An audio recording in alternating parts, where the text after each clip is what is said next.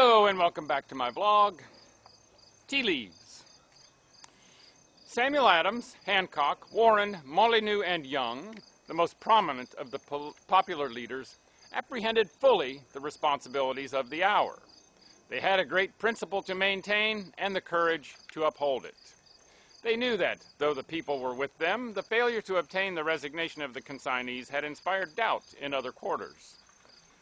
As to whether Boston would meet the expectations of the Patriots or other colonies, to such as questioned whether it was not premature to push matters to extremities, they replied that if fidelity to the common cause was likely to bring on a quarrel with Great Britain, this was the best time for it to come.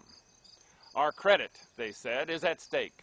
We must venture, and unless we do, we shall be discarded by the Sons of Liberty in other colonies, whose assistance we may expect upon emergencies in case they find us steady, resolute, and faithful. With men like these to the fore, though independence was scarcely dreamed of, revolution was a foregone conclusion. Thomas Mifflin, an active patriot of Philadelphia, subsequently a general and governor of Pennsylvania when in Boston, said to some of these men, "Will you engage that the tea shall not be landed? If so, I will answer for Philadelphia." And they pledged their honor that its landing should be prevented. On November 11, Hutchinson issued the following order. Massachusetts Bay, by the Governor, to Colonel John Hancock, Captain of the Governor's Company of Cadets, etc. The Cadet Company, under your command, having signalized itself heretofore upon a very necessary occasion, and the late tumultuous proceedings in the town of Boston requiring that more than usual caution should be taken at this time for the preservation of the peace, I think it proper that you should forthwith summon each person belonging to the company to be ready and to appear in arms at such place of parade as you think fit, whensoever there may be a tumultuous assembly of the people, in violation of the laws, in order to their being aiding and assisting to the civil magistrate as occasion may require. This company, which was immediately under the governor's orders, had been of service during the Stamp Act riots and had often been complimented for its discipline. The evident intent of this order to use military force to suppress public assemblages and the stationing of companies of British troops in the neighboring towns augmented the uneasiness already felt. There was now, besides the soldiers at the castle, a considerable naval force in the harbor under Admiral John Montague. On the morning of November 17th, a little party of family friends had assembled at the house of Richard Clark, Esquire, known as the Cook House, near the King's Chapel on School Street, to welcome young Jonathan Clark, who had just arrived from London. All at once the inmates of the dwelling were startled by a violent beating at the door, accompanied with shouts and the blowing of horns, creating considerable alarm. The ladies were hastily bestowed in places of safety, while the gentlemen secured the avenues of the lower story, as well as they were able. The yard and vicinity were soon filled with people.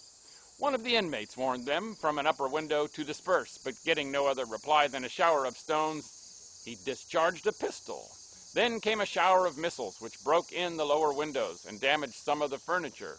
Influential patriots had by this time arrived and put a stop to the proceedings, and the mob quietly dispersed. The consignees now called on the governor and council for protection.